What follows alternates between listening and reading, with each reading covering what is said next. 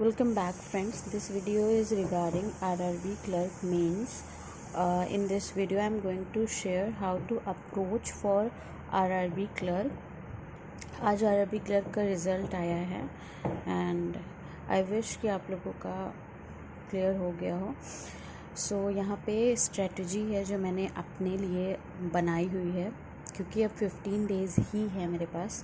सो मैं उस 15 डेज़ को इस तरीके से प्लान करना चाह रही हूँ कि मेरा सारा चीज़ हो जाए और मुझे बहुत ज़्यादा प्रॉब्लम भी ना हो. सो ये मैंने कुछ सोर्सेज अभी जस्ट सर्च करके लिख लिए हैं, नोट डाउन कर लिए हैं. इसमें मैं आपको एक चीज़ क्लियर कर दूं कि अभी इसके पहले से मेरी मेंस की प्रिपरेशन है, बट अभी स्पेसिफिकली आरआरबी क्लर्क के लिए एज सच कोई मैंने नहीं किया. बस एक लास्ट प्रीवियस ईयर दिया हुआ था मॉक. सो अभी मुझे सिर्फ 15 डेज़ डेडिकेटेडली उसी को ही देना है. सो मेरा बेसिक्स क्लियर है. मेंस पहले भी मैंने मेंस दिए हुए हैं. सो मेंस मेरा एक लेवल तक हो चुका है. बस अब जस्ट ब्रश अप करना है एंड रिवाइज वाली चीज़ें करनी है. सो यहाँ पे सबसे पहले मैं जीके की बात कर लेती हूँ. जीके में मैंने ये कुछ मैराथन्स जो मैंने सोच रखे हैं कि मैं फ़ॉलो करूँगी, उनमें से शीतल मैम है और वैभव सर हैं एंड पीयूष सर हैं. सो शीतल मैम और वैभव सर का मैंने पहले भी किया हुआ है अपने लास्ट जो भी मेरे रहे हैं मीन्स उसके लिए. पूरी तरीके से पूरा करके रिवाइज़ तो नहीं कर पाया है, बट कुछ कुछ को मैंने देखा एंड रिवाइज़ किया है. बट एक बार तो मैंने देख ही लिया था. सो अब यहाँ पे और ये पीयूष सर का अभी मुझे ऐसे ही रैंडम दिखा तो मैंने नोट कर दिया है.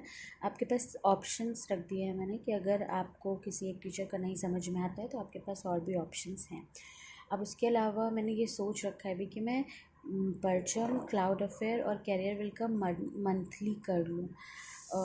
एक बार फिर से मैं मंथली कर लूँ. वीकली नहीं कर पाऊँगी क्योंकि इतना ज़्यादा टाइम नहीं है, बट मैं मंथली कोशिश करूँगी कि मैं कर लूँ. क्राउड अफेयर और कैरियर विल का तो हो जाएगा, बट परचम का क्योंकि उसके 5 अलग अलग सेक्शंस होते हैं, सो वो मे भी ना हो पाए. सो मैं उसको प्रायोरिटी पे नहीं रखूँगी. मैं पहले cloud affairs and career will से कर लूँगी. और भी ऐसे कुछ आते हैं, आप जब सर्च करोगे मंथली मॉक्स लिख के तो 100, 200, 300 आते हैं, वो आप कर सकते हो. और स्टडी आईक्यू का भी नहीं कर पाऊँगी पूरा, मतलब 5-6 महीनों का, बट मैं कोशिश करूँगी कि लास्ट में जुलाई अगस्त का तो एटलीस्ट मैं कर लूँ. यहाँ पे छूट गया है स्टडी आईक्यू. सो मैं कोशिश करूँगी कि लास्ट के 2 मंथ्स का तो एटलीस्ट मैं कर लूँ, क्योंकि लास्ट के 2 मंथ्स से ज़्यादा क्वेश्चंस पुटअप होते हैं. अदर देन दैट मुझे मैराथन सेशंस करने हैं, तो मैराथन्स मैं करूँगी. और कौन सा मैराथन मैं फ़ॉलो करूँगी कौन सा नहीं, सो ये मुझे नहीं पता मैं कौन सा करूँगी कौन सा नहीं, क्योंकि मुझे रैंडमली जो भी टाइम के अकॉर्डिंगली मिलता जाएगा मैराथन्स करती जाऊँगी. मैराथन से क्या होता है, आपके पढ़ने के बाद वो डिफरेंट टाइप्स ऑफ क्वेश्चन आपके सामने आएंगे, जो आपको रिविज़न हो जाएगा. तो वो ये रिविज़न बेसिस पर है, जैसा समय रहेगा उसी के अकॉर्डिंगली चीज़ें होंगी. एंड देन अब इसके बाद बात कर लेते हैं कंप्यूटर. सो कंप्यूटर के लिए जैसा कि मैंने पहले भी बताया हुआ है अपनी प्रीवियस वीडियोस में, बेसिक्स मेरा क्लियर है. अभी तक मैंने कंप्यूटर के लिए आरआरबी क्लर्क के लिए नहीं पढ़ा हुआ है. सो मुझे क्या करना है, अभी पहले एक बार पीडीएफ से मैं गो थ्रू होंगी. उसके बाद मैंने ये 3 एजुकेटर्स का देखा है, Abhishek Sachan sir, Vivek Pandey sir and Arora educators. So ये तीनों ही टीचर्स, अभी इन तीनों ही टीचर्स से मैंने पढ़ा नहीं, बट ये मैराथन सेशंस थे. तो मैराथन सेशंस बहुत ज़्यादा इफ़ेक्टिव होते हैं अगर आपने पहले से पढ़ रखा है एंड जस्ट आपको रिवाइज़ करना है और आपके पास लिमिटेशन है, समय कम है, लिमिटेड टाइम है. सो मैराथन्स सबके एग्ज़ाम में बहुत अच्छा रोल प्ले करते हैं. सो मैं मैराथन्स पे ही टोटली डिपेंडेंट रहूँगी after going through my PDFs. सो ये मेरा रहेगा कंप्यूटर का. एंड देन उसके बाद इंग्लिश के लिए ये मैंने टीचर्स के नाम लिख दिए हैं. अब सारे टीचर्स के सारे मैराथन्स फॉलो करना तो पॉसिबल नहीं है, बट आप रैंडमली आपको जिसका भी अच्छा लगता है आप कर सकते हैं. अब जैसे मैंने अपने प्रीवियस एग्ज़ाम्स के लिए हर्षिता मैम को भी फॉलो किया है, सबा मैम को भी एंड विशाल सर को भी। संतोष सर का मैंने कुछ देखा हुआ है बट मैंने पूरी तरीके से नहीं, बट हाँ इनका मैंने मैराथन देखा हुआ है पहले और मुझे काफ़ी सही लगता है। स्पेशली मैं बोलूँगी Harshita ma'am and Vishal sir. आप Harshita ma'am and Vishal sir पे रिलाई कर सकते हो, बट आप पे है। अगर आप किसी और टीचर से करते हो सो आप कर सकते हो किसी भी टीचर से। बस आपको ये ध्यान रखना है कि इस टाइम पे आपको जितने ज़्यादा से ज़्यादा मैराथन्स हो सकें उतने देने हैं। अपार्ट फ्रॉम दैट मुझे 120 रूल्स एक बार अच्छे से रिवाइज़ करना है। मैं कोशिश करूँगी कि इन 15 डेज़ में मैं 2 बार कर लूँ। मुझे वीडियोस नहीं देखनी पड़ेगी, मैंने नोट्स बनाए हुए हैं अपने, मैं जस्ट उससे ही करूँगी। I think it will take hardly 20 minutes to complete that. और उसके बाद प्रीवियस ईयर क्वेश्चन में, प्रीवियस ईयर पेपर में जो भी वकैब्स आई होंगी मैं एक बार वो करूँगी, क्योंकि प्रीवियस ईयर वकैब करने से ये रहता है कि हाँ आपको वकैब का एक आइडिया लग जाता है कि किस लेवल तक की पूछेगा। और इसके अलावा कोई वकैब का सच है नहीं कि क्या पढ़ लो आ जाए, बट मैं कोशिश करूँगी कि मैं ब्लैक बुक से अपनी वकैब के एटलीस्ट जो रिपीटेड वाले हैं उनको कर लूँ, ताकि मेरे जो दिमाग से निकले हुए वर्ड्स हैं वो वापस से रिकॉल हो जाए।